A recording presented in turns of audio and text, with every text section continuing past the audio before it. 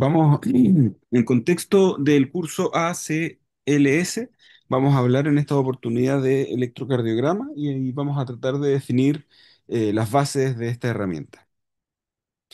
Vamos a hacer la clase en conjunto con Jaime Ramírez, vamos a hacer una instancia más bien interactiva en la cual vamos a ir conversando y aclarando dudas entre nosotros respecto al electrocardiograma. Bien, vamos allá, Jaime. Vamos a tratar en esta presentación de identificar un electrocardiograma normal. Vamos a tratar también de definir las indicaciones del electrocardiograma, cuándo hacerlo específicamente, y distinguir las variaciones que podemos encontrar en un electrocardiograma normal. Jaime, ¿qué es para ti un electrocardiograma? Es un examen clínico que le podemos hacer al paciente para poder verificar cómo está funcionando eléctricamente su corazón. Podemos encontrar algunas otras variantes además de la conducción eléctrica, que son, por ejemplo, crecimientos de cavidades, ¿ya? Entre otras cosas, Sí. alteraciones potásicas, por ejemplo, o de electrolitos en general que podemos ir encontrando en el electro. Claro, en el fondo el electrocardiograma es una herramienta que, como su nombre lo dice, electrocardiograma, si nos concentramos en la etimología de la palabra, el electrocardiograma es una grama o una escritura, más bien una gráfica de la electricidad del cardio, del corazón. Entonces, esta gráfica de la electricidad del corazón es la herramienta clínica que ocupamos un poco para entender cómo el corazón se puede estar viendo afectado en el momento en que realizamos ese electrocardiograma. Y esto también nos sirve, como bien dice Jaime, para interpretar algunas otras alteraciones de origen, que pueden ser de origen sistémico y que no necesariamente sean un problema solo en el corazón. Como mencionó, la hipercalemia es un problema en todo el organismo que se traduce con alteraciones en el corazón que vemos en el electrocardiograma. Fisiológicamente, tú sabes, bueno, fisiológicamente hablando, la electricidad del corazón parte en el nodo sinusal. El nodo sinusal es lo que hace que la electricidad parta, es el motor inicial, digamos, del impulso eléctrico. Esta electricidad después mm, se disipa o transcurre por los haces internodales, que estos son los que le dan la electricidad a las aurículas de arriba hacia abajo, de derecha a izquierda en una persona con su anatomía normal, para después llegar al nodo aurículo-ventricular y así poder despolarizar posteriormente el haz de His y las fibras de Purkinje y lo que tiene contacto directo con el miocardio ventricular y genera entonces así la despolarización de los ventrículos. Y estas despolarizaciones o repolarizaciones tienen o se relacionan más bien con la sístole y la diástole de todas las cámaras cardíacas. Entonces vamos a decir que muchas veces la repolarización de la aurícula, por ejemplo, se va a relacionar con la sístole auricular, eh, o la despolarización más bien, y la repolarización después se va a relacionar con la diástole.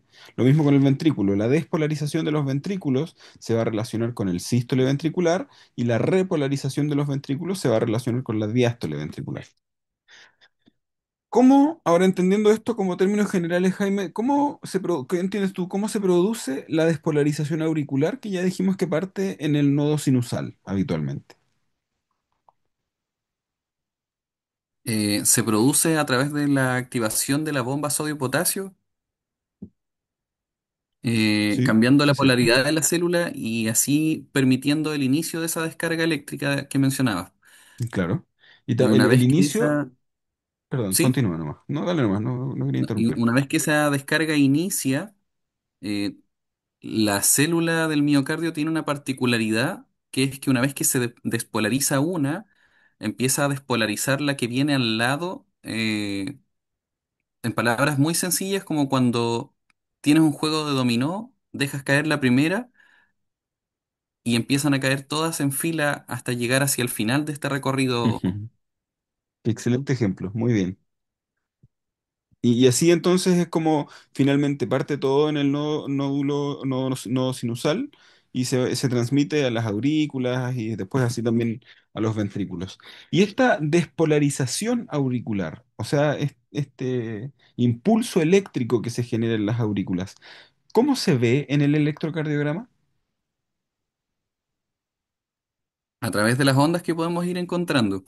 Por ejemplo, la despolarización auricular la vamos a encontrar desde el inicio de la onda P hasta donde parte la onda Q, que normalmente le llamamos el PR. Ujú. Bien, ahí, si bien tienes razón en lo que estás mencionando, para ser más específico, sí, hay que decir que la despolarización de las aurículas va a ser específicamente graficada por la onda P, con toda su morfología de principio a fin de la onda P, y desde el final de la onda P hasta el inicio del QRS tenemos el segmento PR, y eso es un momento de retraso de la conducción. Por eso el segmento PR la mayoría de las veces se encuentra a la misma altura del segmento TP o de la línea horizontal que está antes de una onda P. Y eso significa que hay un momento de reposo eléctrico, la energía no va ni hacia arriba ni hacia abajo, por decirlo sencillo, y eso nos habla de que en esa parte específica, en el segmento PR, estamos viendo la despolarización del nódulo aurículo-ventricular. Y eso vamos a hablar más en detalle de esto cuando hablemos, por ejemplo, de los bloqueos auriculoventriculares. Y un ejemplo muy concreto del bloqueo es el bloqueo AB de primer grado, que básicamente se diagnostica por una prolongación del PR. Entonces, la despolarización auricular la vamos a ver en la onda P y el segmento PR nos va a estar hablando un poco de qué es lo que pasa en el nódulo aurículoventricular. Claro, sí. ¿Soy claro con esa parte, Jaime? Sí, lo otro ¿Sí? también es que la primera mitad de la onda P representa la aurícula derecha y la segunda mitad la aurícula izquierda. Tal cual. Y esas onda P o estas dos representaciones las vamos a ver muy gráficamente esquematizadas cuando nos encontramos frente a un electro que tenga algún crecimiento específicamente de la aurícula izquierda, que esto se manifiesta en el electrocardiograma como una onda P ancha, y estas que son mayores a 2,5 milímetros o cuadritos pequeños, que eso ya lo vamos a ver en más detalle. Y básicamente esa es la forma de diagnosticar el crecimiento auricular y se ve y ahí en esta onda P que es más ancha, que nos muestra el crecimiento auricular izquierdo, se puede graficar estas dos fases de las cuales nos hablas, donde se diferencian las dos aurículas, por decirlo así. Bien, y fisiológicamente, ¿cómo se produce ahora ya hablamos recién de la despolarización auricular? Entonces, ahora, ¿cómo se produce la despolarización ventricular y cómo se ve en el electro, Jaime?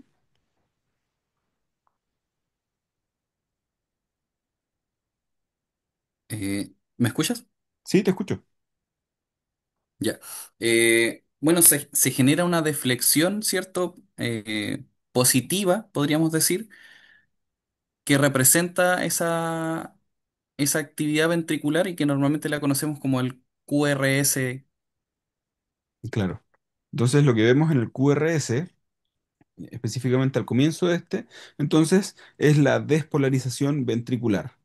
Ya en esta parte del QRS también sucede al mismo tiempo de la despolarización ventricular, también sucede la repolarización auricular. Pero esto genera una onda eléctrica, las aurículas son más pequeñas que los ventrículos, entonces la onda eléctrica que genera la repolarización auricular no alcanza a ser vista al lado de la despolarización ventricular, porque el ventrículo mueve mucha más energía. Entonces, un poco si hiciéramos un estudio electrofisiológico y estudiáramos específicamente la electricidad de las aurículas, podríamos ver que la repolarización auricular está oculta en el QRS. Más o menos va al mismo tiempo de la despolarización ventricular. Bien, ahora una vez que sucede la despolarización auricular, esto hace que la energía se transmita de las aurículas a los ventrículos, pasando o yendo desde el nodo sinusal al nodo auriculoventricular y al haz de His y las fibras de Purkinje posteriormente. Primero sucede entonces la despolarización auricular, lo que genera posterizaron posteriormente se tienen que repolarizar para completar el ciclo. ¿Y cómo se produce la repolarización ventricular? ¿Cómo se ve, o más bien, ¿Cómo cómo se ve en vemos entonces la repolarización ventricular en el electrocardiograma? a través de la onda T? Sí, claro, la segunda parte final de todo el complejo QRS y también el comienzo de la onda T. Básicamente eso es lo que tenemos que entender. Ahora, siempre la fisiopatología del corazón y correlacionar esta con la actividad eléctrica que graficamos en el electrocardiograma es algo que al momento de estudiarlo se hace un poco complejo. Entonces, no podemos pretender entender esto en una conversación, en una instancia, en una charla, porque es algo que en realidad hay que repetir y ver desde múltiples perspectivas para llegar a relacionar específicamente la fisiología eléctrica del corazón con las imágenes que vemos en el electrocardiograma. Entenderlo es algo que requiere un estudio un poco más lento, acabado, con tiempo y en el cual nos tenemos que concentrar a lo largo de nuestra carrera, porque estos detalles específicos son los detalles que no necesariamente ocupamos en la práctica clínica, pero que sí son las bases del conocimiento que tenemos. Entonces, es algo que hay que repasar y estudiar con calma varias veces probablemente a lo largo de nuestra carrera. ¿Cuándo crees tú, Jaime, que está indicado hacer un electrocardiograma a un paciente? Generalmente te lo indican cuando hay un dolor torácico así como medio específico, eh, cuando creemos que puede haber alguna alteración metabólica, pero además de esos clásicos donde uno siempre toma el electro, yo le pondría que cuando hay un dolor del epigastrio para arriba siempre, Ujú, bien, porque completamente de acuerdo. en otras clases conversábamos también de que hay pacientes que tienen sintomatologías atípicas y todos esos calzan en ese segmento. Ujú. Sí, tienes toda la razón. En estricto rigor, hay muchas razones más que solo el corazón para hacer un electrocardiograma. Razones metabólicas, específicamente razones que tienen que ver con los electrolitos, entre otras varias cosas que podemos ver en un electrocardiograma. Pero ya que estamos en una instancia de aprender sobre ACLS, vamos a entender que si bien hay muchas razones para tomar un electrocardiograma, a nosotros en contexto ACLS nos interesa tener un electrocardiograma cuando estamos frente a un cuadro clínico que nos haga sospechar la presencia de un síndrome coronario agudo. Y como bien menciona Jaime, la mayoría de las veces, o lo más típico que nos hace pensar en un síndrome coronario agudo, es el dolor torácico que se puede camuflar o se puede presentar también como dolor epigástrico, o no necesariamente un dolor torácico que cumpla las características de un dolor típico, pero sí, el dolor torácico es algo que nos va a hacer sospechar un síndrome coronario agudo, en consecuencia, frente al dolor torácico y el dolor epigástrico probablemente también siempre, vamos a deberíamos tener la sospecha del síndrome coronario agudo en mente, en consecuencia, sentir la necesidad de solicitar, pedir o ver un electrocardiograma. Pero también hay otros cuadros clínicos que nos pueden hacer sospechar un síndrome coronario agudo frente a los cuales también sería necesario tener un electrocardiograma solo por la sospecha. Por ejemplo, disnea. ¿Qué más se te ocurre a ti, aparte de la disnea? El paciente que sospechamos de un ataque vascular encefálico, sobre todo si creemos que es isquémico, porque el coágulo puede haber salido del corazón. También, a mí se me ocurren las palpitaciones, por ejemplo. ¿Qué otro cuadro clínico se te ocurre a ti? Eh, Paciente con un dolor torácico, pero a nivel de la columna torácica, Como posterior, un dolor torácico como posterior. posterior, sí, ¿Sí? Interesante, sí. estoy de acuerdo. También se me ocurre también a mí el síncope, el paciente en paro, que tiene un paro cardíaco súbito, o sobre todo el paciente que tiene, después de un paro cardíaco súbito, un adecuado manejo de ACLS y un retorno a la circulación espontánea. Si este paciente estaba caminando por la calle, tuvo un colapso súbito, tuvo la suerte de que tenía gente cerca que sabía hacer soporte vital básico, posteriormente se cumplió adecuadamente la cadena de sobrevida y se pasó de soporte vital básico a soporte vital avanzado, y en ese contexto esta persona obtiene un retorno a la circulación espontánea, la causa más probable que explica el inicio del problema es un síndrome coronario agudo, entonces necesitamos también un electrocardiograma. ¿Algún otro cuadro clínico o escenario clínico en el que se te ocurra que necesitamos un electrocardiograma específicamente sospechando un síndrome coronario agudo? Eh,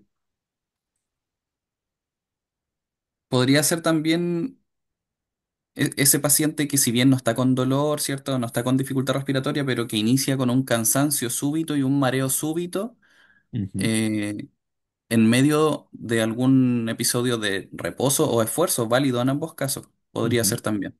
Sí, completamente de acuerdo. Recordemos que hasta un 25% de los infartos pueden ser infartos silentes, que no dan grandes síntomas, que no generan una clínica muy florida. Y estos infartos silentes la mayoría de las veces se presentan en pacientes con diabetes.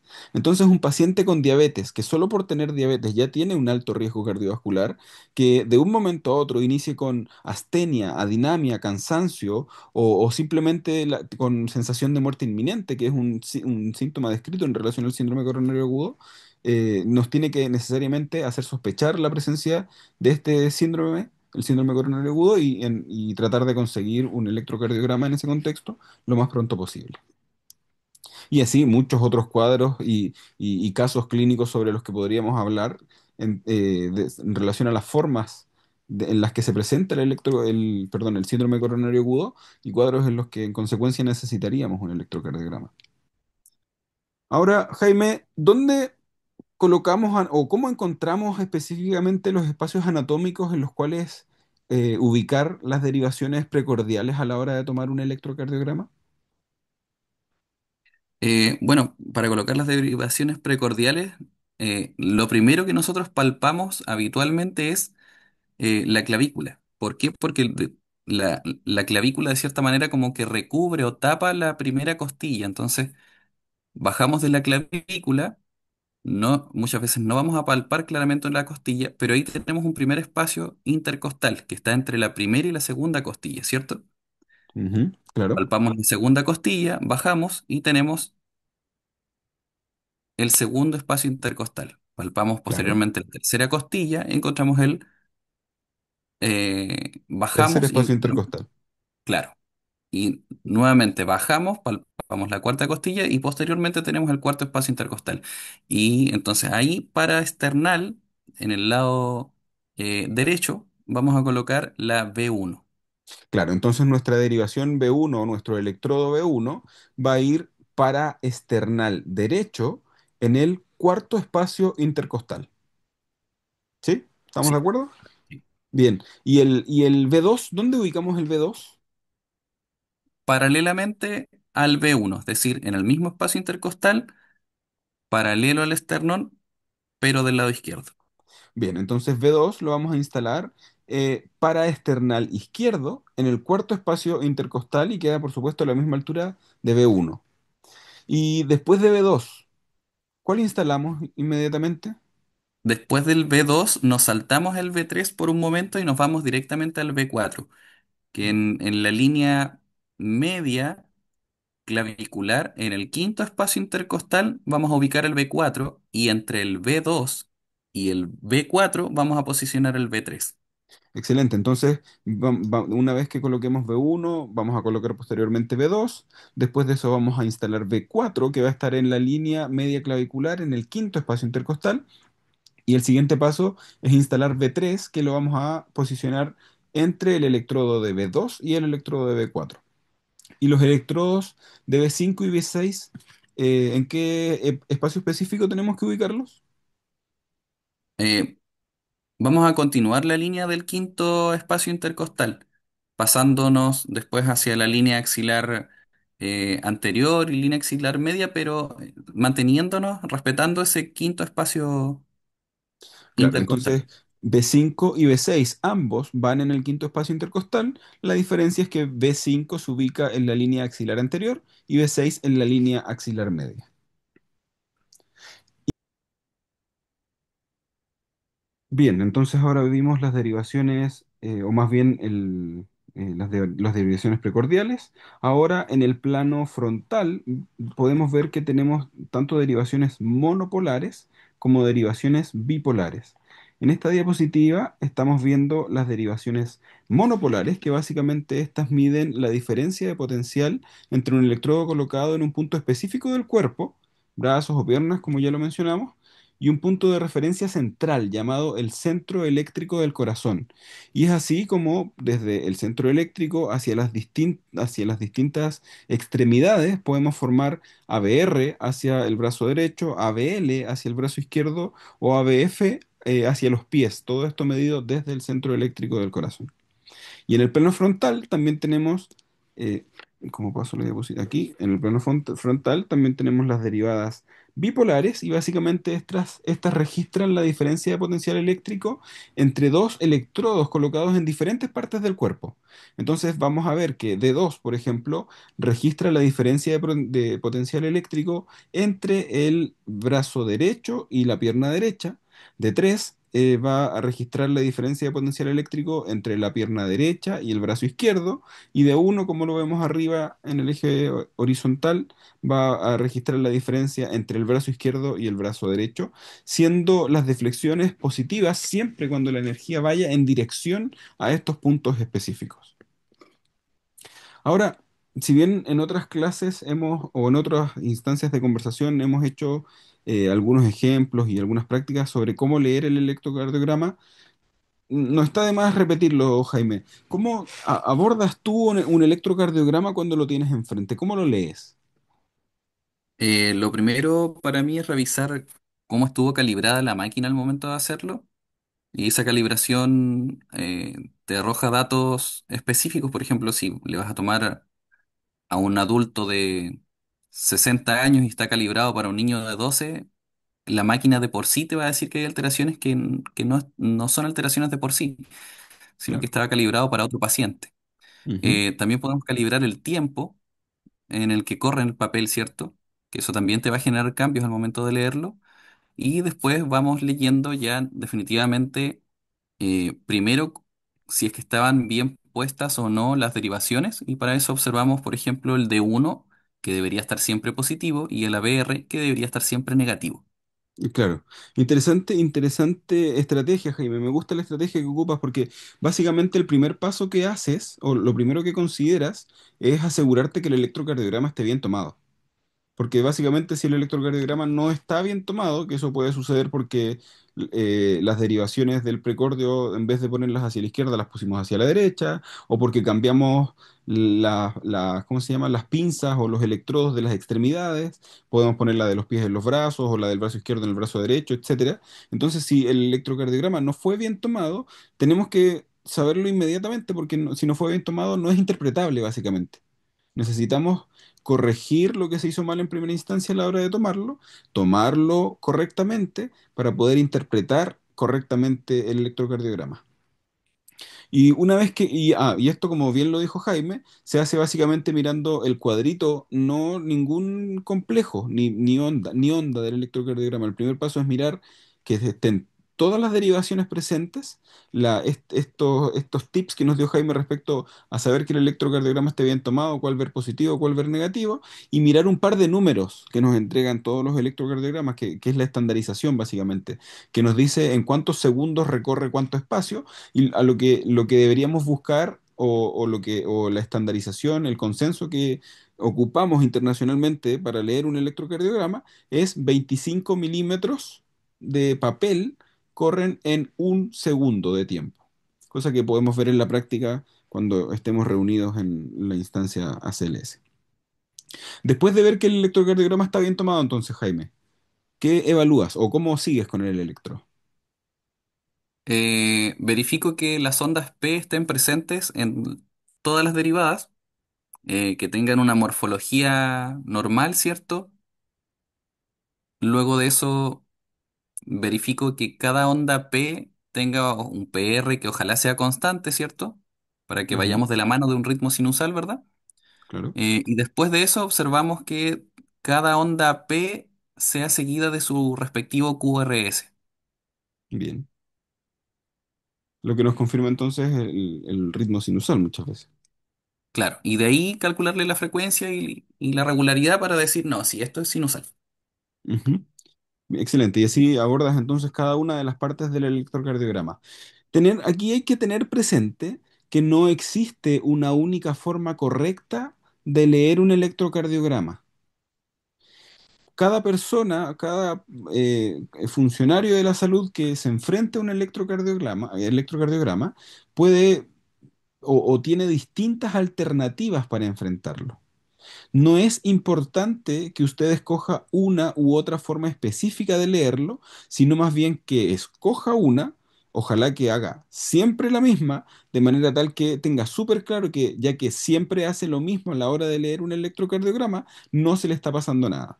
Entonces, el otro punto importante es que la forma que usted ocupe considere todo lo que tenemos que ver en el electrocardiograma, que básicamente tenemos que hacer el diagnóstico de cuál es el ritmo que comanda la electricidad del corazón, cuál es la frecuencia cardíaca y cuáles son las alteraciones en cada uno de sus ondas o segmentos. Y para eso, quizás una sugerencia es considerar siempre el orden que te entrega el electrocardiograma. Entonces, una vez que viste que esté bien tomado, una vez que comprobaste que el ritmo sea sinusal y te aseguraste de cuál es la frecuencia cardíaca, no te desordenes. Después sigue en el mismo orden que el electrocardiograma te ofrece. Mira todas las P en todas las derivaciones, mira todos los PRs en todas las derivaciones, mira todos los QRS en todas las derivaciones, mira todos los ST y todas las T en todas las derivaciones. Y de esa forma no se te queda nada afuera, teniendo claro, por supuesto, que hay muchas formas válidas de poder enfrentar un electrocardiograma. Y ya nuevamente hablando en relación a la estandarización, ¿cuáles son las características que tenemos que tener presente en relación al papel en el que se grafica la electricidad del corazón?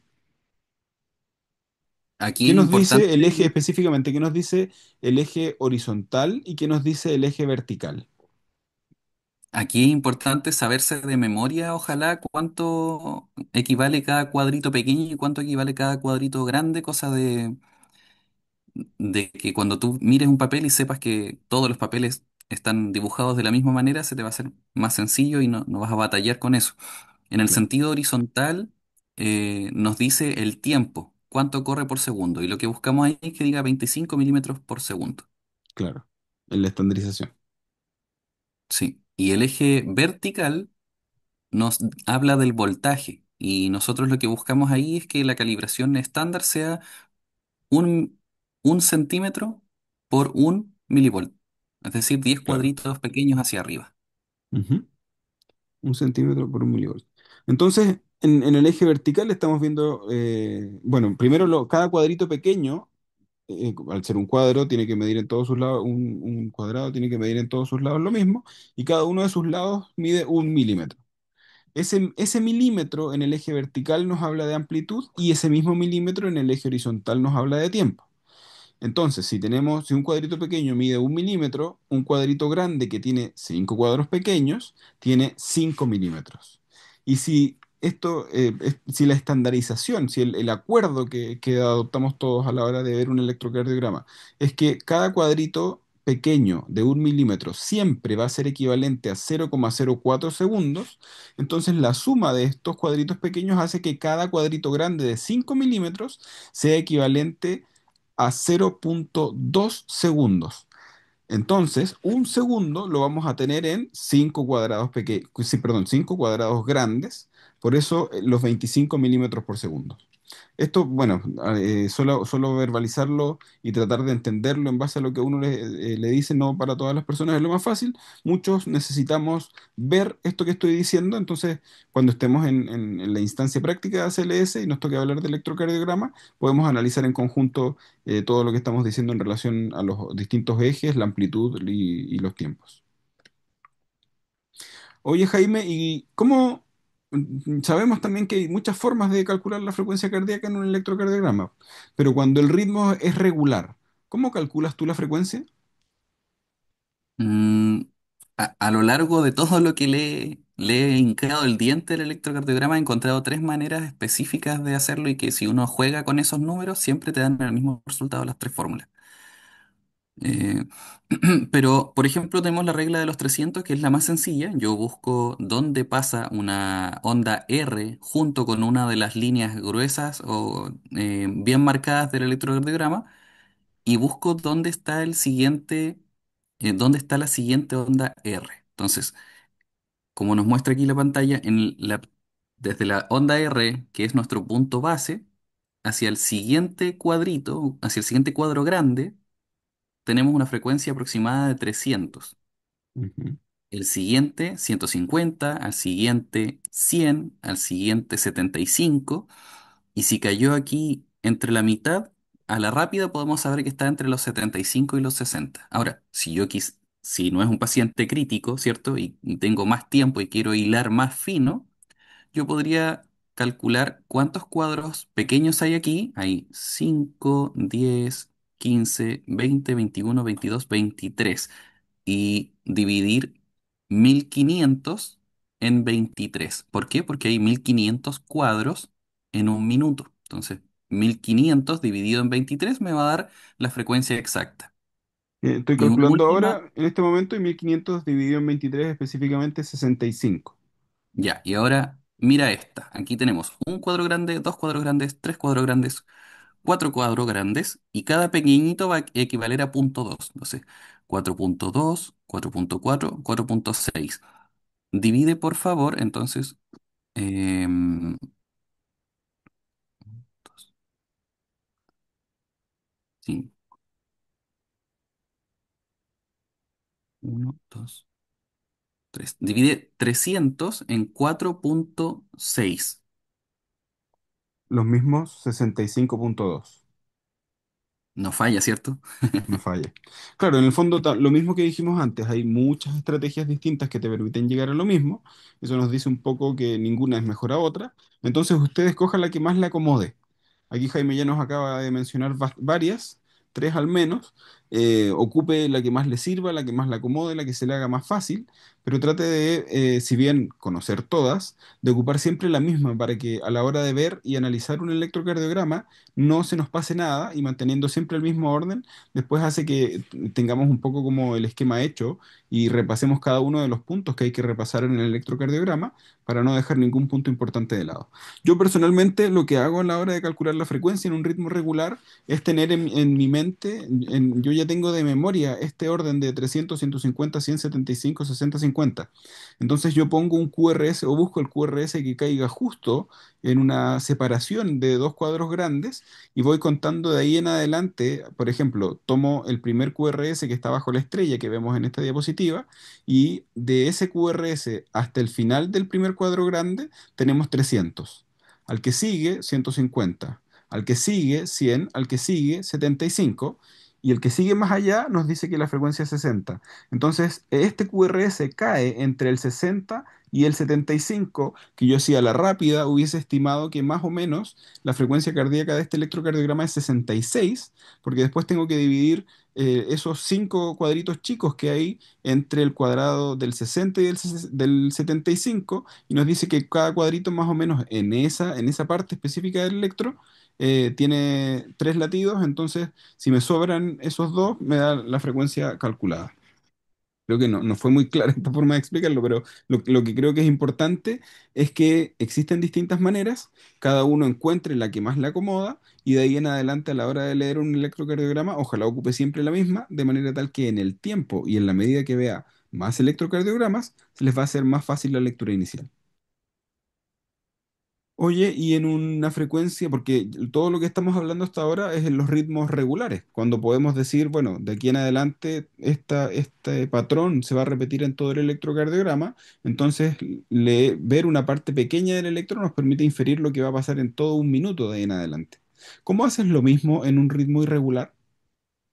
En un ritmo irregular tenemos que jugar con el tiempo que tenemos de trazado impreso. Por ejemplo, eh, yo lo que voy a hacer es contar una cantidad de cuadros grandes. Por ejemplo, 30. ¿Ya? ¿Ya? Y en esos 30 cuadros grandes tengo 6 segundos, ¿cierto? Sí, correcto. Porque dijimos Ya. que por cada cinco cuadritos había un segundo. Entonces, si en un segundo tenemos cinco cuadritos, en 6 segundos tenemos 30 cuadritos. Eso. Cuadros de los Entonces, grandes, por supuesto, de 5 milímetros. claro. Entonces ahora yo podría decir que esos 30 cuadros grandes, que equivalen a 6 segundos, la cantidad de QRS que hayan adentro la multiplico por 10 para llevar la cantidad de segundos a 60. Entonces, si Bien, hubieran estos mismos 12 en 6 segundos y lo multiplico por 10, tengo una frecuencia de 120 que yo sé que es irregular. Esto puede claro, variar, claro, de todas maneras. Que básicamente es lo que está diciendo Jaime, es lo pero mismo el que estamos viendo aproximado en por esta minuto va a ser diapositiva. 120.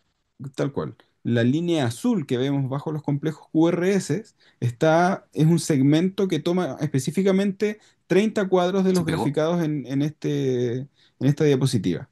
Y en esos 30 cuadros tenemos 12 QRS en ese espacio, 12 QRS.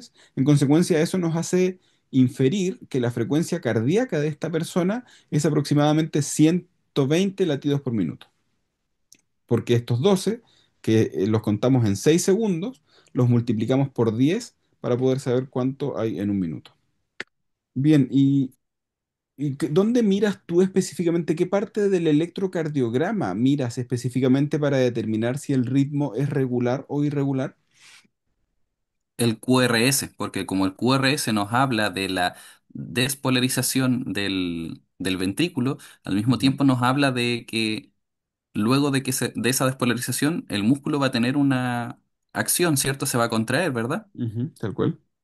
Y cuando se contraen los ventrículos, se expulsan la sangre, generando esta presión que golpea las arterias, y ese es el pulso que nosotros podemos palpar. Claro. Muy bien, entonces para poder determinar si el ritmo es regular o irregular, vamos a medir la distancia que existe entre un QRS y otro y vamos a proyectar esa distancia hacia los QRS que siguen en adelante para determinar la regularidad o la irregularidad. En el fondo es regular cuando la distancia que hay entre un QRS y el siguiente es la misma entre todos los QRS. Y va a ser irregular cuando la distancia que hay entre un QRS y otro va siendo variable o distinta en todos los QRS que siguen en adelante. Bien, ¿y cómo determinamos entonces el ritmo sinusal? Ya hablamos un poco de eso, pero ¿qué miras tú como primera cosa para decir que el electrocardiograma se encuentra en ritmo sinusal? En la P buscamos que tenga, en cuanto al eje horizontal, ¿cierto? Que tenga el tiempo que debe tener. Claro, Y en cuanto al eje vertical, que tenga el voltaje que debe tener, el esperado, que no sea mayor a 2,5 cuadritos, centímetros o ¿cierto? cuadrados pequeños, claro. Y entonces también la P es lo primero que tenemos que mirar a la hora de definir el ritmo del electrocardiograma que tengamos enfrente. Y aquí vemos distintas morfologías de la onda P, porque básicamente la morfología de la onda P va a cambiar de acuerdo a la derivada que estemos mirando. La onda P, así como el QRS, también tienen un eje eléctrico. Entonces, muy probablemente en un corazón normal va a estar más positiva en D2, por ejemplo, y debería estar negativa la mayoría de las veces en ABR, algunas veces isodifásica, incluso en B1. Entonces, otro criterio específico que nos permite determinar la presencia del ritmo sinusal, junto con que la onda P esté presente y siempre sea seguida de un QRS, es que el eje de la onda P sea adecuado, sea correcto, sea normal, por decirlo así, se encuentre entre los menos 30 y más 90 grados de eje eléctrico del corazón, digo. Y tenemos que mirar para eso la P en todas las derivaciones, porque es necesario mirarlo para poder definir el ritmo sinusal, porque hay otros ritmos, como por ejemplo el ritmo de la unión, cuyo diagnóstico se hace solo dado el eje de la onda P. Y si yo tengo, por ejemplo, una P negativa en la derivada de 2, eso me dice que las aurículas muy probablemente se están despolarizando de una manera invertida a lo normal. O sea, en vez de que la despolarización suceda desde el nodo sinusal hacia el nodo auriculoventricular, si D2 tiene una P negativa, nos estaría diciendo que la despolarización de las aurículas está sucediendo desde el nodo auriculoventricular hacia el nodo sinusal. Eso muchas veces pues, se puede ver en los ritmos de la unión auriculoventricular, pero que no necesariamente tiene una relación directa con lo que estamos tocando en ACLS, pero es importante manejar estos detalles a la hora de hablar de electrocardiograma. Y aquí vemos entonces las distintas morfologías que podemos apreciar en un QRS que vamos que vamos a o que va a ir variando de acuerdo a la electricidad específica del corazón, pero también a la derivación que estemos viendo. Y siempre vamos a tener que la onda P es es la que nos permite definir el ritmo sinusal, es la primera deflexión positiva que vemos. La onda Q es la siguiente deflexión negativa que viene después de la P y el PR, cuando el PR está presente. La onda R del QRS es la primera positiva que vemos después de esta negativa que acabo de mencionar, y la QR y la S va a ser una negativa siempre más pequeña que viene después de la Q de este complejo QRS. Y esta morfología, así como la estamos viendo, RSR' o QRS o R empastada, va a traducir distintas alteraciones del ventrículo muchas veces, o de los ventrículos muchas veces, pero que la morfología específica vamos a tener que conocerla de acuerdo a la patología que estemos sospechando que estemos viendo. Lo que nos puede apoyar y lo que nos sirve en contexto del síndrome coronario agudo es saber reconocer el bloqueo completo de rama izquierda, en cuál diagnóstico la morfología del QRS es específica y nos permite sospechar la presencia de un síndrome coronario agudo, pero de esto vamos a hablar más en específico en una instancia que corresponde hablar del tema. Ahora, ¿cómo se reconoce una onda T? ¿Cómo la reconoces tú, Jaime? Ya hablamos de la P, y del QRS y las deflexiones positivas y negativas que tiene este complejo. Después de esto debería venir la onda T, que ya dijimos que en esta estamos viendo o estamos graficando más bien la despolarización ventricular. Perdón, me acabo de equivocar. Primero se despolariza, que es lo que vemos en el QRS, y luego se repolariza el ventrículo, que es lo que vemos en la onda T. ¿Cómo reconoces tú una onda T, Jaime? Se reconoce porque lo esperable es que después de que termine el QRS debería venir nuevamente una línea sobre la base isoeléctrica, que Ujú, es el segmento ST, ¿sí? ujú, Y sí, después viene una deflexión positiva, eh, que es visualmente siempre va a ser mucho más grande que una onda P, por ejemplo. ujú, Eh, s- Siempre nos va a estar mencionando o hablando de la repolarización del ventrículo, y tal cual, refleja sí, eh, cómo las células se están reposicionando para poder volver a empezar este ciclo cardíaco. tal cual. Y siempre básicamente va a ser la siguiente deflexión que venga después del complejo QRS. Claro. Y el intervalo PR, ¿dónde parte el intervalo PR? Intervalos y segmentos no son lo mismo. Muchas veces el intervalo considera la onda y el segmento no la considera. Entonces, esto que estamos viendo aquí como intervalo PR es distinto al segmento PR porque el intervalo PR parte en el comienzo de la P y el segmento PR parte al final de la P. Son conceptos específicos que no cambian mucho lo que tenemos que saber como cosas básicas de ACLS, pero que nuevamente es importante tener claro a la hora de hablar de electrofisiología básica.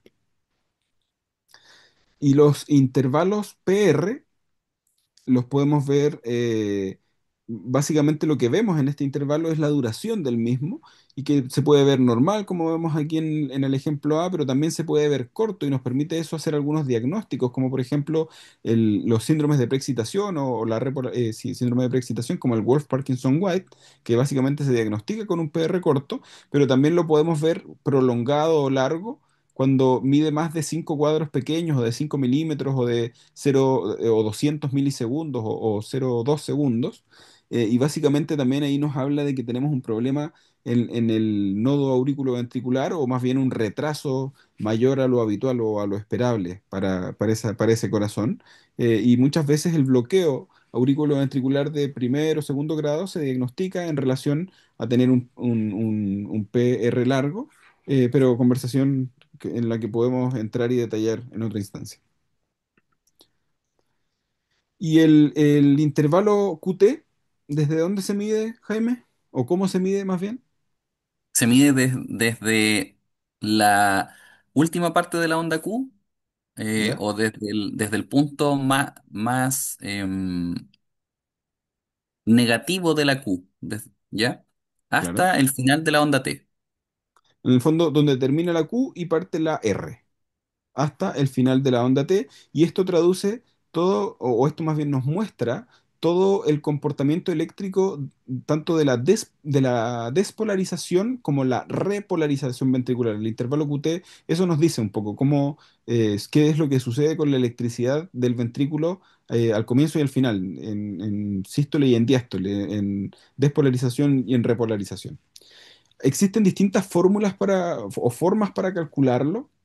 Hay algunos números específicos que nos importa recordar también, o que es importante recordar, sobre todo en algunas patologías o motivos de consultas de urgencias, pero que para efectos de lo que nos interesa tener como cosa clave de ACLS, bueno, hablar de QT prolongado o de cálculo específico de QT es algo que podemos hacer y que podemos practicar mejor con un electrocardiograma enfrente, pero tener presente que existen distintas formas y a la hora de usted escoger cuál sea su forma de leer un electrocardiograma, ocupe la misma siempre a la hora de enfrentar el intervalo QT, que muchas veces cuando hacemos un orden esquemático y metódico de lectura de un electrocardiograma, la lectura del intervalo QT es lo que dejamos para el final, después de analizar el QRS, la ST, el segmento ST y la onda T. Y el eje, en palabras muy simples, ¿qué es el eje eléctrico para ti? No entres en detalles de números, solo quiero saber qué es el eje eléctrico para ti. En palabras sencillas, ¿para dónde está apuntando el vértice del corazón? Bien, ya hablamos en extenso respecto a que en el corazón sucede despolarización, que básicamente es como la energía o el impulso eléctrico parte en un punto que en un corazón sano es el nódulo sinusal o el nodo sinusal y se va transmitiendo de arriba hacia abajo y de derecha a izquierda en las aurículas para que la energía se transmita por estos cables que ya definimos muy bien, que en las aurículas son los haces internodales, pasando después por el nodo AB, sigue por el haz de His y las fibras de Purkinje, y la electricidad básicamente se va transmitiendo por estos cables. Y si nosotros sumamos los vectores que genera esta transmisión de la electricidad, existe una dirección específica en la que se transmite la electricidad, que básicamente es de arriba hacia abajo o del nodo sinusal hacia el ápice del corazón, desde la base hacia la punta del corazón. Y básicamente esa gran flecha, que es el vector de la electricidad o de la dirección de la electricidad del impulso eléctrico del corazón, es lo que traduce el eje. Por eso podemos ver el eje en la onda P, como también podemos ver el eje en el QRS, como podemos ver el eje en la onda T. Entonces, claro, un eje normal la mayoría de las veces va a estar entre -30 o 0 y más 90 grados, que es lo que vemos en celeste en la diapositiva. Y tener un eje desviado, uno tendría que entender lo que es como que o el corazón está rotado en el sentido en el que está desviado el eje, o hay algún problema en la conducción o en el comportamiento de estos cables que transmiten los impulsos eléctricos del corazón, que hace que el eje, o que más bien esta lectura del movimiento de la electricidad, se vea con direcciones distintas. Eso también traduce patología. Eso también es parte de los criterios diagnósticos, por ejemplo, de los distintos bloqueos de rama, y los vamos a ocupar también en algunos otros diagnósticos a la hora de hablar de electrocardiograma, pero lo mismo que dijimos antes, esto es algo, es de las partes densas del electrocardiograma, es algo que hay que entender con calma, que hay que practicar y ejercitar muchas veces para realmente entender claramente qué nos dice el eje y poder ocuparlo fehacientemente a la hora de leer un electrocardiograma. Entonces, claro, en palabras simples, de eso se trata, pero si queremos claramente definir el eje, entenderlo y ocuparlo como un recurso a la hora de tomar decisiones, necesitamos practicar viendo muchos electrocardiogramas y calculando el eje muchas veces. ¿Y el segmento ST, Jaime, cómo lo reconoces? El segmento ST lo calculamos desde donde se encuentra el punto J hasta donde va a iniciar la onda T, hasta donde parte la deflexión positiva de la onda T. Ahora, Interesante. tenemos que entender que el punto J en algunos electros se desplaza, ¿cierto? Ujú, tal cual. Y no solamente en el infarto o no solamente en los bloqueos de rama. Puede aparecer una variante ahí que es la onda J, e incluso en los pacientes que tienen algo tan nada que ver con, uno podría pensar tan nada que ver con el electro como la hipotermia. Claro, onda J de Osborne. Muy bien, ¿ah? Es un buen punto. La onda J de Osborne es una alteración electrocardiográfica que básicamente nos hace pensar la presencia de hipotermia y qué interesante, ¿no? Decir, oye, este paciente tiene hipotermia y lo vi en el electrocardiograma. Esa información también la entrega. Pero básicamente el punto J es como el punto donde termina el QRS y el punto donde empieza el segmento ST. Y básicamente este punto es importante porque es el punto que tenemos que definir dónde se encuentra a la hora de hablar sobre si el segmento ST está supradesnivelado o infradesnivelado. Aquí podemos ver entonces que el punto J en el ejemplo A se encuentra en el eje, en el eje o más bien en la línea isoeléctrica, lo que es normal, pero también el punto J puede estar más abajo de la isoeléctrica, como vemos en el ejemplo B, y estamos viendo un infradesnivel del ST. Recordar que la línea isoeléctrica la vamos a ver siempre antes de la P, o sea, la isoeléctrica en el electrocardiograma siempre, siempre, siempre va a ser el segmento entre la onda T y la siguiente onda P.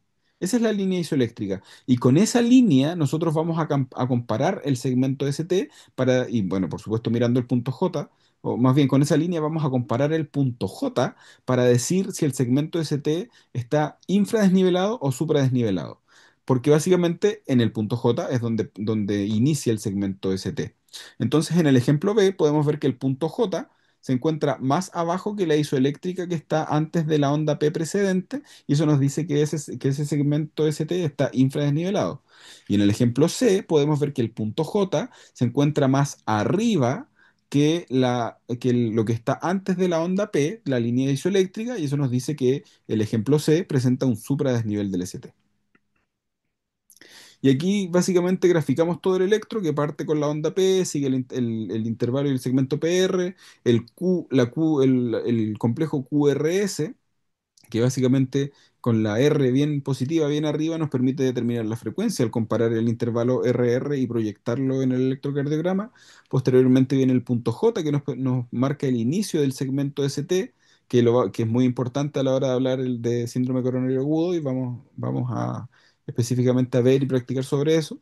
Y posteriormente viene la onda J, perdón, la onda J, la onda T después del segmento ST. En algunos electros, en algunos pacientes y en algunos diagnósticos específicos podemos ver la presencia de una onda U que también tiene alguna traducción o puede sugerir algunas patologías, pero que en contexto de lo que estamos hablando sobre ACLS no es algo en lo que necesitamos profundizar. Y aquí vemos un electrocardiograma con todas sus derivaciones, tanto en el plano frontal como en el plano precordial.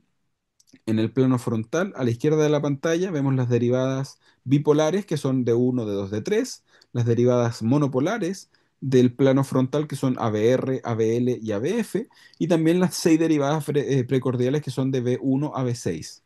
Recordar que para cumplir los criterios diagnósticos de un infarto en el electrocardiograma, un infarto con supradesnivel ST, las alteraciones se tienen que encontrar al menos en dos derivadas contiguas para poder hacer el diagnóstico, por ejemplo, de un supradesnivel del ST que sugiere un infarto agudo al miocardio. Y las derivadas contiguas no son las que están al lado en el papel que se imprime. Por ejemplo, una derivada contigua no es D1 y ABR. Si bien están al lado en el electrocardiograma, están al lado en la gráfica que tenemos aquí enfrente, no nos muestran necesariamente la misma pared del corazón. Y básicamente las derivadas contiguas son las que nos están graficando una misma pared del corazón. Por eso B1 y B2 nos muestran la pared anterior, B3, B4 la pared septal, B5 y B6 la pared lateral baja. D1 y ABL en conjunto nos hablan de la pared lateral alta, y la pared inferior es bien, bien conocida y descrita por las derivadas de 2, de 3 y ABF. Entonces, si tenemos estas paredes con alteraciones en derivadas contiguas en relación a estas paredes, así es que podemos estar hablando de la sospecha electrocardiográfica de síndrome coronario agudo. Ahí vemos la pared lateral alta, entonces, ahí vemos la pared inferior, ahí vemos la pared anterior, ahí estamos viendo la pared septal y finalmente estamos viendo la pared lateral baja. Jaime, ¿qué ritmo observas en este electrocardiograma? Así como ejemplo y descanso de la mente. Em, Hagámoslo en conjunto. ¿Te Mira, parece que si este electrocardiograma está bien tomado inicialmente? se pegó. Ahí sigue grabando normalmente todavía. Sí, Dale sí, nomás. sí, está bien tomado. Está bien tomado. Y- No podemos pa- ver la calibración en claro, números ese es o un en los detalle cuadritos, importante. pero está bien tomado. Claro, impresiona El como de uno está por lo menos un positivo. electrocardiograma que tiene todas sus derivaciones, tiene todas las precordiales, todas las frontales, está todo lo que tenemos que ver. Sería bueno tener Sí, clara la calibración para saber que son 25 milímetros en un segundo y así poder interpretar adecuadamente las amplitudes fundamentalmente, pero a buenas y a primeras parece estar bien tomado. Después de eso vamos a ver si el ritmo. Para definir si este electrocardiograma está en ritmo sinusal, tenemos que ver las ondas P, el eje de la misma y que después de cada una exista un QRS. En este electrocardiograma, ¿ves ondas P? no, no están claras las ondas P. No están claras las Si hay ondas algo P. que pudiera parecerlo, no, no sabemos cuál es. Claro, en el fondo hay algo que podría ser una onda P porque es regular en el tiempo, y uno podría decir eso está antes del QRS, pero en realidad esa onda positiva que vemos ahí antes y después de los QRS corresponde a la onda T. Y si consideramos eso como una onda T, la que está antes del QRS es la onda T del segmento QRS anterior, o de la Claro. onda del complejo QRS anterior. Entonces, en estricto rigor, en este electrocardiograma no estamos viendo una onda P. Oye, ¿y qué frecuencia cardíaca cuentas en este electrocardiograma? A la rápida está mayor a 150, menor a 300, pero mayor a 150, Sí, como por yo los estoy de acuerdo contigo, 180. menor a 300, mayor a 150, 300, 150, está incluso, aquí hay 300, aquí hay 150. En un cuadrito yo te diría que 150 está acá, 30, 5, 30, que está como a 180 o en 210 casi. 180, 210 por ahí. Pero bueno, lo importante no es que estemos de acuerdo, sino más bien que cada uno tenga la forma propia de definirlo y que ocupe siempre la misma. Bien, entonces ya sabemos que no hay una onda P clara y evidente, la frecuencia está entre 150 y 180 por lo menos. El QRS tiene impresiones con una amplitud normal, la duración también es normal, no parece un QRS ancho. En el fondo es una Sí, taquicardia de complejo angosto regular. regular. ¿Y qué te parece a ti esta taquicardia de complejo angosto regular? ¿Qué Eh, un- diagnóstico viene a tu mente cuando ves una taquicardia de complejo angosto regular a aproximadamente 150 latidos por minuto? una taquicardia supraventricular de origen Exacto, paroxístico. una taquicardia paroxística supraventricular. Oye, y en este electro que pareciera tener una taquicardia paroxística supraventricular, ¿te parece que hay alguna alteración del ST? Mm, ¿Ves específicamente en el, alguna derivada el d un tres el d tres y el supradesnivel del ABF. ST? El D3 y el ABF podría ser, ¿cierto? D3 y ABF. Sí, claro, podría ser uno así mínimo de 1 milímetro. Mínimo, sí, Sí, sí. claro que no cumple criterios diagnósticos para hablar de síndrome coronario agudo, porque dependiendo de la derivada que estemos mirando, esto tiene que medir más de 1 o 2 milímetros específicamente. Pero claro, no hay un supradesnivel categórico, tampoco un infradesnivel categórico. Yo también diría que efectivamente este electrocardiograma se trata de una taquicardia paroxística supraventricular. Lo vamos a hablar en detalle en las instancias prácticas de arritmias, perdón, de taquiarritmias y en la clase también de taquiarritmias, pero si este paciente está inestable con una taquicardia paroxística supraventricular, ¿qué manejo decidirías tú? Terapia eléctrica. Y si está estable, Electrocardiograma con calma primero, como lo hicimos aquí, ¿cierto? ¿sí? Porque recuerden, si lo vimos primero en un trazado y el tiempo nos da de tomar el electro, lo tomamos. Y posteriormente una terapia farmacológica. ¿Qué ocuparías? Eh, bueno, si está muy estable, antes del fármaco incluso podríamos probar con una maniobra vagal como la de Valsalva modificada, ¿cierto? Ujú, Y interesante, si no, sí. adenosina. Podríamos partir con 6 miligramos. y podríamos repetir la dosis de 12 o 12 miligramos si es necesario. Pero sí, estoy de acuerdo contigo. En este electrocardiograma, ¿qué observas? Puros QRS anchos. Aquí no hay P, no hay ST, no, nada que podamos valorar así como claramente, ¿cierto? Solo ¿Qué? QRS anchos. Completamente de acuerdo. ¿Qué nombre le pondrías tú a este electrocardiograma? Taquicardia ventricular monomórfica. Estoy de acuerdo contigo. Taquicardia ventricular monomórfica. Es una taquicardia porque está a más de 100 latidos por minuto. Es de complejo ancho porque mide más de 3 milímetros o 3 cuadritos pequeños la duración del QRS. Es regular porque entre QRS y QRS más o menos existe la misma distancia y la morfología siempre la misma. Entonces, claro, es una taquicardia ventricular monomorfa. ¿Y qué hacemos con este paciente, Jaime? Si está estable, podríamos considerar incluso partir con adenosina, que si bien no es para un ritmo ventricular, podríamos pensar que es una taquicardia supraventricular de conducción aberrante. Ya si eso Ya. no resulta y el paciente se mantiene estable, en un antiarrítmico, eh, podría ser la amiodarona, ¿cierto? O un digitálico cardíaco que es la anatócido C. Ahí Ujú. va a depender quizás del protocolo local con que vamos a iniciar, ¿cierto? Claro. Eh, y si está inestable, podría beneficiarse de una descarga sincrónica. Y si Ujú. no tiene pulso, porque también existe la posibilidad, ¿cierto? Si no tiene Claro. pulso, iniciamos rápidamente las compresiones, cargamos nuestro monitor y hacemos una desfibrilación lo más rápido posible. Excelente punto, excelente punto. Aquí siempre cuando tengamos este electrocardiograma enfrente, tenemos que tener súper claro cuál es la situación del paciente. Lo vamos a hablar en detalle y por supuesto la gente que está escuchando esto lo tiene muy claro probablemente, pero no es lo mismo una taquicardia ventricular con pulso que una taquicardia ventricular sin pulso. Una de ellas se desfibrila y la otra se cardiovierte. Y muchas veces cuando vamos a considerar, no muchas veces, siempre que vamos a desfibrilar una de estas, la desfibrilación va de la mano de las compresiones. Entonces, si esto nos parece una taquicardia ventricular sin pulso, el manejo que corresponde es una desfibrilación y posteriormente 2 minutos de compresiones torácicas para recién después volver a analizar el ritmo. Pero vamos a hablar en detalle sobre esto en otra instancia destinada para ello. ¿Y aquí qué observa Jaime?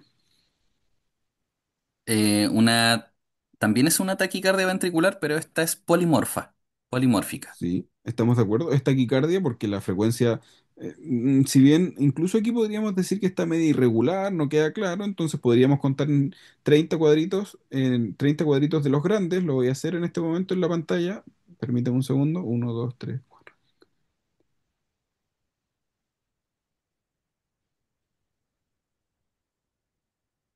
30.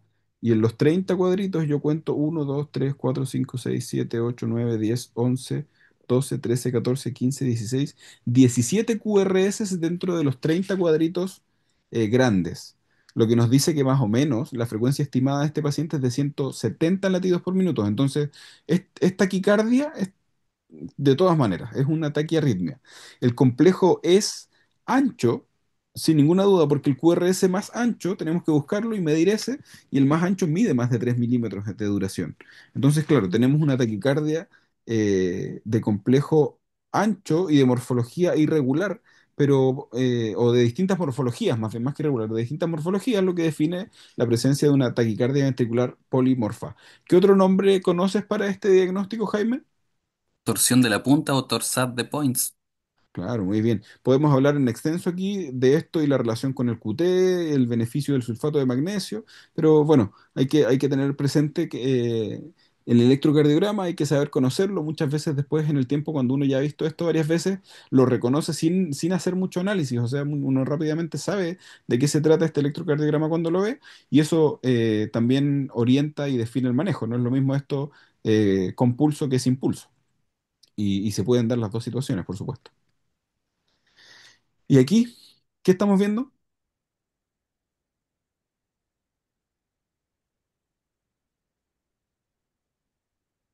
Aquí sí, Aquí, ya a la derecha, en el extremo derecho, vemos el sí, cuadrito de la estandarización. Entonces ese cuadrito tiene de duración 5 milímetros y de amplitud tiene 10 milímetros. Entonces eso ya nos hace saber que la estandarización es adecuada. Después vemos que están todas las derivadas que tienen que estar, las frontales, las precordiales, todo lo que tenemos que ver. El ABR está negativo, el ABL está positivo, más o menos el electro está bien tomado en este minuto, sí. ¿cierto? Tiene, Ahora, tiene ¿el sus ritmo te P. parece que es sinusal? Sí, sí, tiene sus P. Las P están seguidas de un QRS. La imagen no Y, está tan bonita, está un poco borrosa, pero se claro, sí. aprecian P's normales, ¿cierto? En tiempo y voltaje. Claro, en amplitud Eh, y duración sí, y es clara y evidente en todos los complejos, y es precedida siempre de un QRS, entonces ritmo sinusal. ¿Y qué frecuencia cardíaca te parece que tiene?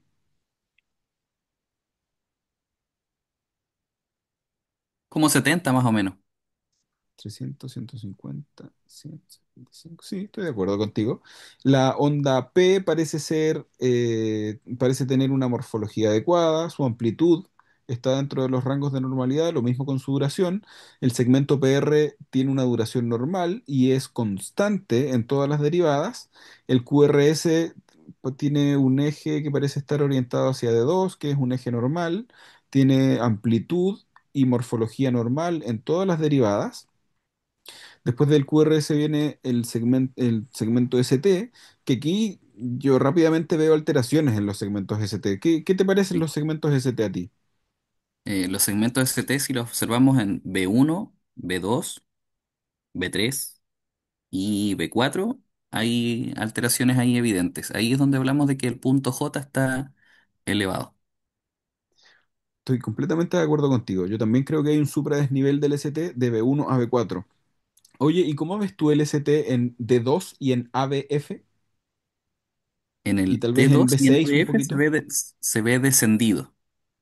Es decir, Claro, un infra que vendría siendo como algo eh, especular de la cara que estamos viendo ahora. precisamente. Sí. ¿Ahora? ¿Sí? Ahora, Claro, perdón, precisamente eso es importante. Entonces, los cambios especulares son la cara opuesta. Anterior anteroseptal era de B1 a B4 y de D2 a BF es cara inferior para inferior. Entonces, un poco lo que traduce son las alteraciones opuestas, digamos. No vamos a decir que lo anterior es completamente opuesto a la pared inferior, pero sí están más o menos en ejes opuestos que nos permiten ver el cambio especular de uno en el otro. Entonces, lo que en la pared anterior es supradesnivel, el eje, o sea, podríamos decir que la electricidad está yendo hacia esa pared, pero se está alejando de la pared inferior. Por eso vemos en el segmento ST, en la pared inferior, el infradesnivel. Pero, ¿te parece a ti que este es un electro de infarto? sí, sí, aquí ya entre esto y exámenes que probablemente le vamos a tomar, ¿cierto? Vamos a determinar que lo más probable es que sí. Un paciente que consulta en el hospital de Castro con dolor torácico de inicio súbito y tiene este electrocardiograma, muy probablemente vamos a estar considerando la posibilidad de trombolizarlo o de derivación inmediata para una coronariografía de emergencia. Sí. Sí, el cuadro clínico lo permite, por supuesto. Ahora, ¿por qué el electrocardiograma es el estándar de oro para confirmar un infarto o una cardiopatía? Varias razones, creo yo. Podemos estar o no de acuerdo. Dime tú qué piensas, pero bueno, es una herramienta barata, disponible, que está en todas partes, hay acceso a ello, y nos entrega información precisa y directa que tiene relación con la electricidad del corazón, y sabemos ya que existe evidencia ¿cómo se llama? Y la fisiopatología misma del análisis de la electricidad nos permite entender que muchos problemas están sucediendo y con categoría confirmar algunos de ellos. Entonces, eso me parece, no sé qué piensas tú. Sí, definitivamente es la primera herramienta que tenemos disponible de la cual echamos mano cuando creemos que el paciente tiene algo a nivel del corazón. Eh, Ahora, si bien cuando hay supra, es muy mandatorio el hecho de que el paciente con la clínica que no tiene supra y no tiene infra, eh, no lo descarta. Eso es lo que Claro, tenemos lo tienes toda la principal a tener razón. en cuenta. Que si me ayuda es muy bueno para confirmarlo, no me sirve para descartarlo. Tienes toda la razón, y eso es muy importante mencionarlo, porque si bien puede haber una persona que tenga dolor torácico y no tenga ninguna alteración en el electrocardiograma, igual puede tener enfrente, igual podemos tener a alguien enfrente con un infarto agudo del miocardio y con todos los riesgos que esto implica. O sea, puede ser un infarto que se complique, puede ser un infarto que haga una complicación mecánica, que haga una complicación eléctrica, al que tengamos que cardiovertir, desfibrilar o reanimar, sin ninguna duda, si es que no hacemos el manejo que el paciente requiere. Sí. Bien, finalmente, entonces para la lectura del electrocardiograma, esta debería ser progresiva e iniciar siempre desde lo más básico, como tratamos de graficarlo en esta presentación. Insistimos en ello, requiere entrenamiento y habilidad. Esto es algo que hay que repetir, repetir, repetir y hacer muchas veces. No, nadie con una presentación de electrocardiograma de media hora o una hora va a ser experto en el electrocardiograma, y lo que hay que hacer para esto es entenderlo, estudiarlo, repasarlo, conversarlo, socializarlo, practicarlo y ver y ver y ver y ver electrocardiogramas para que realmente podamos entender de qué estamos hablando y hacer de esto una herramienta diagnóstica en la cual podamos confiar.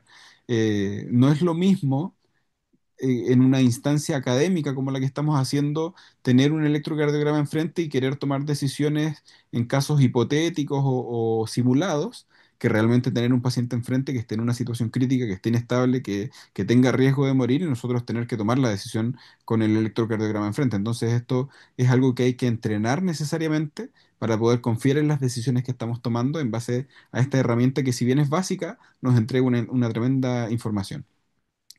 La correlación entre los hallazgos clínicos y la intervención, de todas maneras, siempre vamos a relacionar lo que estamos viendo en el papel del electrocardiograma con lo que estamos viendo en el paciente. Y el monitoreo es fundamental en los pacientes críticos, entonces cuando de pacientes críticos se trate, muchas veces vamos a tener un electrocardiograma enfrente y siempre es bueno tener algunas nociones respecto a saber qué tenemos que buscar o qué son las cosas que, si las tenemos enfrente, no pueden pasar desapercibidas. Bien, Jaime, hasta ahí. ¿Alguna duda? ¿Algo que acotar? ¿Algo que agregar? No, yo creo que está todo dicho, bastante clara la presentación. Bien, nos vemos entonces en la instancia práctica del curso ACLS. Cualquier duda la podemos conversar y aclarar. Que les vaya a todos muy bien. Muchas gracias por llegar a esta parte de la presentación.